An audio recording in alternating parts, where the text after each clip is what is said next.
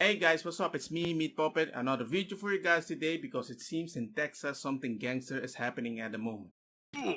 So what is happening is this. Previously, like something like 20 weeks, you could abort the baby. Because if the baby can live outside of your body, you can. Normally, 20 something. Just assume that number. It's something close around there. But now they made it 6 weeks. And everybody is like, oh my God, this is the worst thing. I did not know. And I'm like, wait. You're telling me that you're having sex and you don't even bother to check if you're pregnant? There are so many safety things that you can use to be comfortable about it, right? You're telling me that nobody checks if everything is okay. You're taking the pill, okay, you're kind of comfortable. But check. I don't know what the price is though, if you could make it free so you can just check your pee-pee. But if you're not using anything, like you're not using the pill, for example, you're not using any condom. A lot of people just go raw. Yeah, that's what bothers me. And if you're surprisingly pregnant by some random reason, and you're gonna be like, oh, well, I wanna abort it. I mean, I try to be a progressive, right? I thought, well, a baby is not alive after 3 months. That's what I believed. Until around, what was it again? Around like 5 weeks or something. I don't remember exactly how much it was, but it was before 2 months. I checked my baby. We were listening. Dugum, dugum, dugum. I was like, hey, doctor, what is that sound? Well, your baby, that's the heartbeat. Bam! My brain got blown away. I was, whoa! I was telling all these people trying to be progressive, going against my own values. And now I realized that I was telling people you can just sniff your baby out. For me, a baby is alive when it's alive. If you conceive it, it might not be alive yet. It's in the process, right? I don't know, man. I just find it just weird that if I was a woman, the fact that I'm having funky out there, especially without protection, and you assume it's normal, you can just do an abortion, I always had an issue with that. Or just don't take any protection and use a plan B. Tell the guy, if you want me, plan B. I don't know. It's just weird. But look at this video. Now to Texas, where the impact is being felt this morning from the nation's most restrictive abortion bill. The law went into effect on Wednesday, banning all abortions after a heartbeat can be detected in the fetus, which is as early as 6 weeks into a pregnancy, and that's before many women even know they're pregnant. And the ripple effects are now being felt beyond just Texas. NBC News reporter Liz McLaughlin joins us now from Austin. Good morning, Liz. So first, just tell us, what's the reaction been like to this new bill in Texas, and then what's the effect, what's the impact on neighboring states? Savannah, women seeking these services are feeling desperate. We're already hearing some stories. For instance, one woman who is 5 weeks pregnant, so under the limit, but then tested positive for COVID, so has to quarantine for 2 weeks, unable to seek out these services from abortion providers, including the clinic behind me. We're at a Planned Parenthood clinic this morning. Just kind of weird that there's so many white people there. Kind of weird.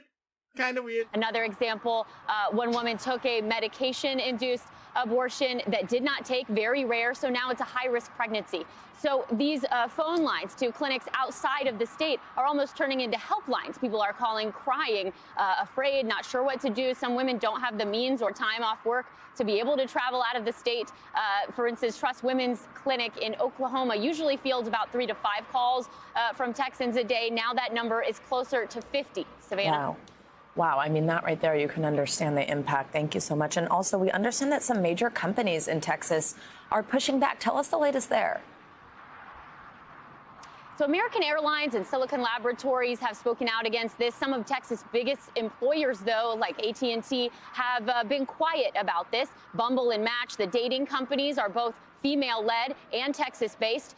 They've spoken out against this. And Uber and Lyft, they've set up funds so that their drivers can't be sued, or at least their legal fees will be covered, as this law really puts, except for patients can't be sued, but providers and anyone, quote, aiding and abetting, which that language is interesting, right? Because we're criminalizing in that language a constitutional right. But anyone helping someone get access to an abortion after 6 weeks can be sued, including those drivers that provide transportation. So Uber and Lyft speaking out about it, saying that their drivers will be covered, a handful of other companies, but a lot have remained quiet, some that did speak up for things like voting rights. Savannah? Yeah, absolutely. And a reminder here, that's the big thing with this law, is that any private citizen is able to actually pursue legal action against somebody who's helping another person get that abortion. Now, Liz, what's next for this legislation, both in terms of where it goes from here and for those who are fighting against it? You know, we've heard a lot of people speaking out. We're seeing outrage. That's not necessarily direct action, but there is a court of public opinion, and that may push lawmakers to do some more as well. I just spoke to comedian Amy Schumer, who says she's not going to stop talking about this. The DOJ is seeking some action here. They might be able to sue as a violation of civil rights. Congress looking to pass some sort of federal law that could protect this. Meanwhile, people are setting up legal defense funds. And restraining orders are being issued. Planned Parenthood was able to get a restraining order that keeps at least one anti-abortion group from suing. But again, any private citizen can still do that. The constitutionality of this law is still in question. So all I have to say is, look, am I against abortion?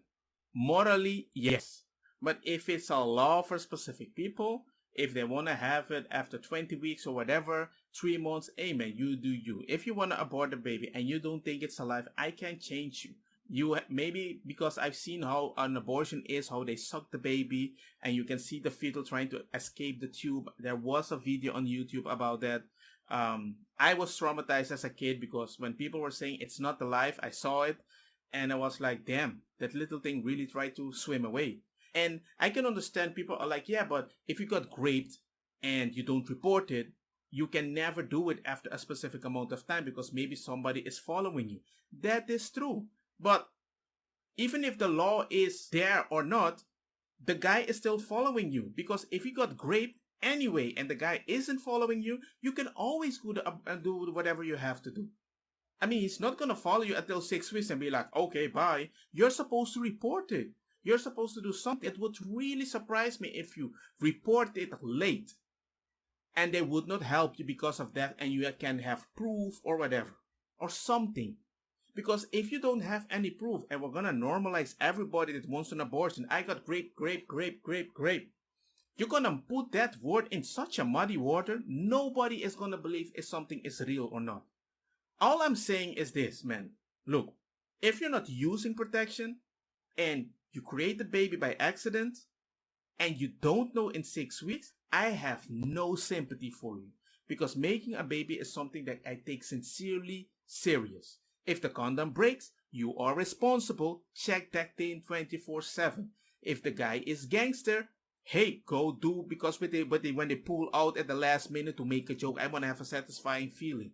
But if you're using protection and certain protection didn't work well, like the diagram thing that they put inside, right? If your pill didn't work, but it was supposed to work and the doctor confirms it, I think it's valuable. Especially after 6 weeks, I think we can make specific exception. That I do believe. But all I'm saying is, do it as best as you can before 6 months and stop having sex with pull-out technique. Yeah, my boyfriend only wants to have sex skin on skin. It's your body, your choice, right? And I know there's peer pressure in these things, but there has to be a freaking law. You can't just go abort everything because it's your body, your choice. Because I do believe that freaking baby that has a heartbeat has a choice. Why is nobody talking about that? I just find it weird. But anyway, let me know what you guys think. I hope this gets any better. And for everybody having sex without protection, I'm sorry. Stop looking for sympathy. Peace. Like by the beam bam boom, you know the usual. Don't get me wrong, makosa kita bong. Put the fire na mi blonde, kush hash purple skunk, criollo colombici jam jam, turloqueta verdeta. Convida-me a tua iniciativa, padrei ku indica e também que sum sativa. Te ainda no que acepta ku eta medicina, Bob di nang di eta causa rebeldia. Ku quem ainda saque me quemen.